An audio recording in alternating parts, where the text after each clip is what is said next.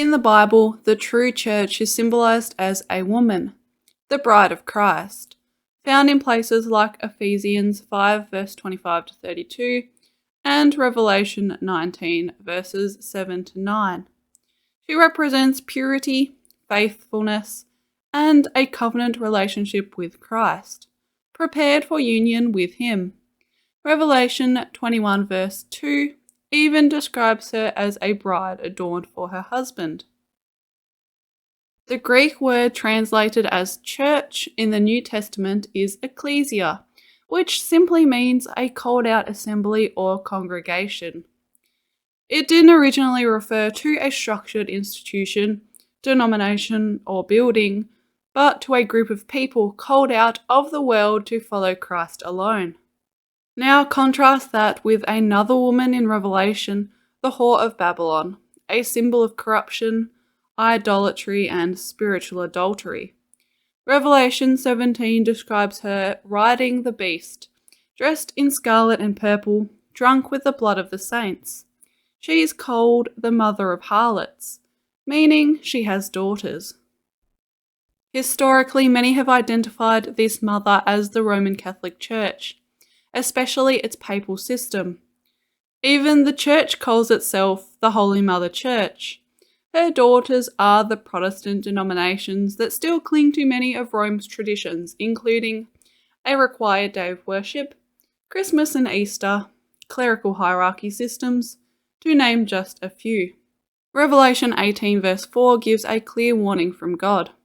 Come out of her, my people. That call isn't just to leave Rome, but to leave all churches that still operate under her influence.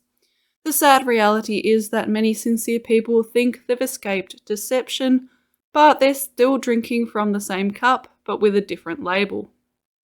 There's good reason to believe the Protestant Reformation itself was controlled opposition. While it outwardly broke from Rome, many leaders like Luther and Calvin retained key Catholic doctrines, including infant baptism, clerical authority, and Sunday worship, not long after the Jesuit order was formed as part of Rome's Counter-Reformation. Their mission was to infiltrate and redirect Protestant movements. By controlling the opposition, Rome ensured that many who left the Catholic Church remained doctrinally enslaved to her system. Today, the Seventh-day Adventist Church is seen by many as a return to biblical truth and a protest against Rome. But when you trace its origins, you find a very different story. The SDA Church was born out of a failed prophecy, shaped by Freemasonry, and built on Jesuit reinterpretation of prophecy. Despite its outward rejection of Catholicism, it still serves the same goal: keeping people focused on law-based salvation, fear of judgment, and a delayed gospel, rather than resting in the finished work of Christ. The SDA system doesn't lead people out of Babylon, it convinces them they've already left, while keeping them trapped in another layer of deception. A Jesuit priest, Manuel de Lacunza, wrote under the pseudonym Juan Josephat Ben Ezra. His book, The Coming of Messiah in Glory and Majesty, promoted phases of judgment, a prophetic timeline divided into dispensations, with the purpose of diverting attention away from the papacy, focusing on future, literalized events. Lacunza's work influenced William Miller, whose literal date setting and focus on the Second Coming became central to the Millerite movement. Miller's original prediction was that Christ would return between March 21, 1843 and March 21, 1844, dates containing dual 33 symbolism, a Freemasonic hallmark.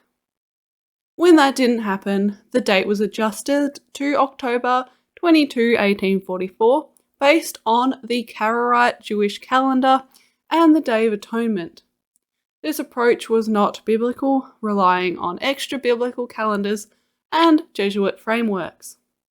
Prior to becoming a Baptist preacher, William Miller was a known Freemason. Sources confirm he joined a lodge, and although some claim he later resigned, no official documentation exists to prove it. Even after publicly speaking against Freemasonry, Miller continued to incorporate Masonic symbolism in his writings and prophetic calculations. When Miller's prophecy failed, referred to as the Great Disappointment, others refused to admit error. Hiram Edson claimed to have had a vision that Jesus entered the most holy place in heaven, not returned to earth. This reinterpretation became the doctrine of the investigative judgment. Ellen G. White's later visions confirmed this new doctrine and gave it divine authority among members. James White and other leaders institutionalized these teachings into what became the SDA Church. Their system reinforced legalism and Sabbath focus, fear-based obedience, the identity of SDA members as the remnant, with special prophetic insight, and promoted futurism and preterism. The strategic focus behind these changes is clear. Jesuits created these interpretations to deflect attention away from the papacy in prophecy. The system looks biblical to followers but maintains fear, legalism, and allegiance to human-led authority. Members are absorbed with dates, visions, and internal checks, rather than the finished work of Christ. After the Great Disappointment of 1844, Miller admitted he was wrong, but Hiram Edson, Joseph Bates, and the teenaged Ellen Harmon, later White, refused to let it go. Edson's vision of Christ returning to the most holy place rather than returning to earth became the basis of the investigative judgment. Ellen White's visions validated this interpretation, quickly becoming the final authority among members. Together with James White and others, they built an entirely new doctrinal system to cover up a failed prophecy, complete with visions, types, timelines, and a new remnant identity. The truth is simple. Instead of admitting they were wrong, the movement reinvented its theology to protect its reputation, while keeping members focused on fear, law, and prophecy rather than the finished work of Christ. Thank you for listening.